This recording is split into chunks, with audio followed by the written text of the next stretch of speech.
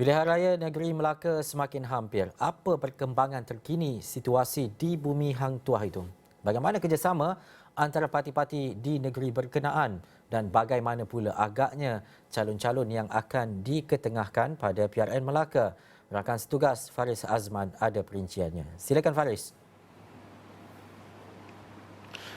Terima kasih Ihsan. Sudah tentu hampir 8 ataupun 9 kita katakan hari sebelum hari penamaan calon pada 8 November depan semakin hampir dengan pilihan raya negeri Melaka. Sudah tentu apa sahaja percaturan oleh parti-parti politik yang bertanding akan kami berikan tumpuan. Dan pada hari ini sebenarnya apa yang berlaku di negeri Melaka apabila pengerusi Perikatan Nasional yang juga merupakan pengerusi Majlis Pemulihan Negara Tan Sri Muhyiddin Yassin turun ke Melaka untuk mengadakan perjumpaan dengan profesional Melaka di Air Keroh, dan saya berada di salah sebuah hotel di Air Keroh ini di mana lokasi yang berlakunya perjumpaan itu, dan pada masa yang sama juga teka-teki mengenai dengan bagaimana kerjasama di antara Perikatan Nasional. Begitu juga seperti mana kita tahu Majlis Kerja Tertinggi UMNO sebelum ini menetapkan kerjasama untuk memperkukuh Muafakat Nasional bersama dengan PAS.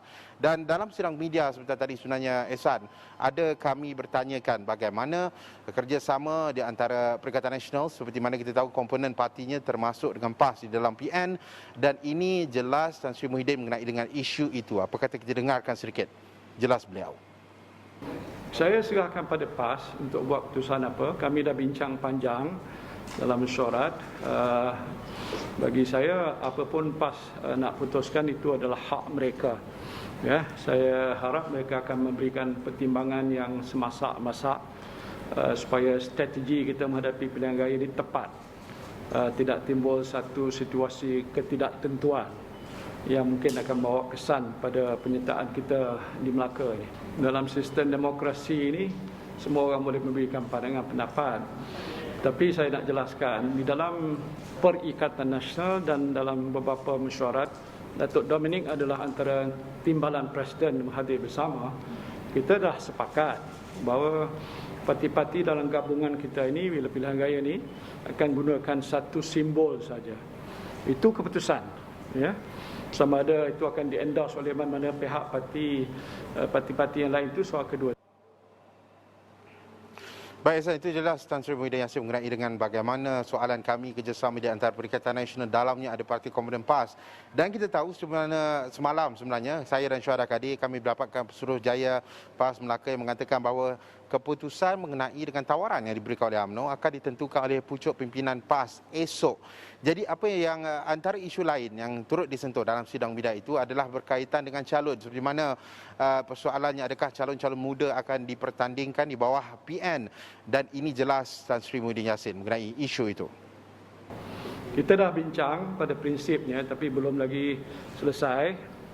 Dan saya kira mungkin jangkaan dalam tempoh beberapa hari ke hadapan ini perkara ini akan dimuktamadkan sebelum kita menghadapi hari penamaan calon. Pasal sebelum tu bila dah ada sepakat, kita akan umumkan dan memperkenalkan calon-calon kita. Dan saya bagi jaminan calon-calon yang kita akan ketengahkan ini adalah yang berkelayakan, sebahagian besarnya terdiri pada orang-orang muda, lelaki dan wanita daripada semua kaum, ya. Dan saya jangka dia akan dapat sokongan daripada pengundi-pengundi di Melaka. Baik, Ehsan, itu jelas mengenai dengan calon-calon muda di bawah Perikatan Nasional, di mana kita tahu sebenarnya, Ehsan, di negeri Melaka ini 28 kawasan Dewan Undangan Negeri akan dipertandingkan bermula 8 November depan.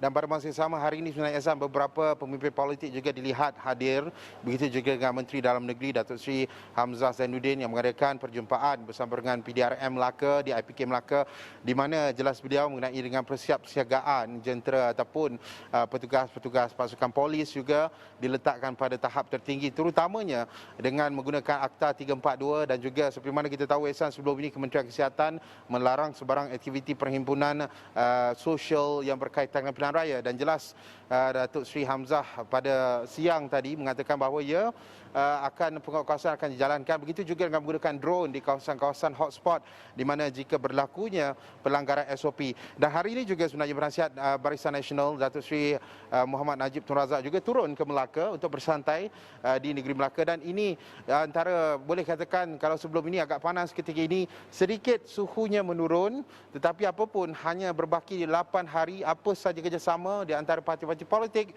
itu akan kami berikan perinciannya di negeri Melaka. Bumi Hang Tuah ini sebenarnya, Ihsan, daripada saya dan juga Syuhada Kadir. Ihsan. Baik, terima kasih Faris Azman. Kekal dahulu seketika di Melaka. Banyak perkembangan lanjut kita akan bawakan dari sana sehingga menjelangnya pilihan raya negeri Melaka pada 20 November nanti.